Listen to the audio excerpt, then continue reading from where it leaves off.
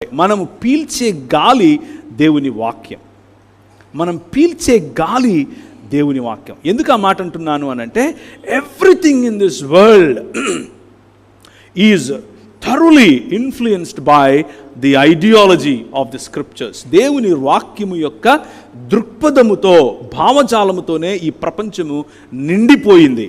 కారణం ఏమిటి అని అంటే, ఈ 66 పుస్తకాలను మోసుకొచ్చినటువంటి క్రైస్తవ సమాజానికి ప్రతినిధులైనటువంటి మిషనరీలు, క్రైస్తవ సమాజ ప్రతినిధులైనటువంటి దైవ సేవకులు, అపోస్తలులు పంపగా వచ్చినటువంటి వారి శిష్య బృందం పంపగా వచ్చినటువంటి వారి శిష్య బృందం పంపగా వచ్చినటువంటి అలా మీరు, నేను.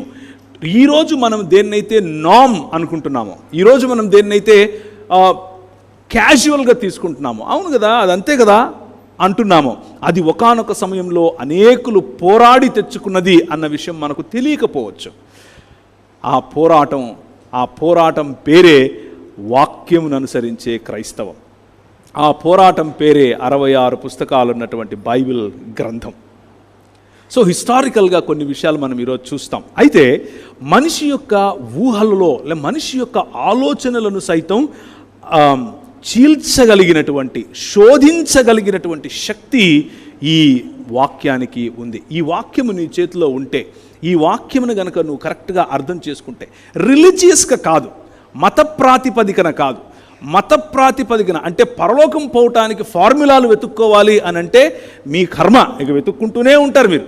అది కాదు నేను చెప్పేది. నిజమైన మానవ జీవితం, యేసును పోలిన జీవితం, యేసును పోలిన శరీరం, యేసును పోలిన పునరుత్థానం, యేసును పోలిన సమాజం, యేసును పోలినటువంటి విప్లవం, యేసును పోలినటువంటి మానవత్వం మీకు కావాలి అనంటే, అంత పవర్ఫుల్ లైఫ్ మీరు జీవించాలి అని అనుకుంటే వాక్యం మీ చేతికి తీసుకోండి.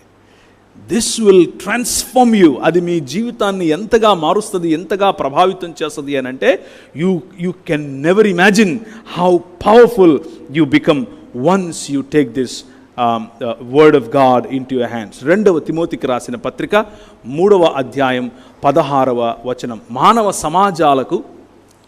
సమాజాలకు నిర్ణయాలు చేసే వారి హృదయాలను శోధించగలిగినటువంటి ఈ వాక్యము మానవ సమాజానికి అవసరమైనటువంటి శిక్షణ,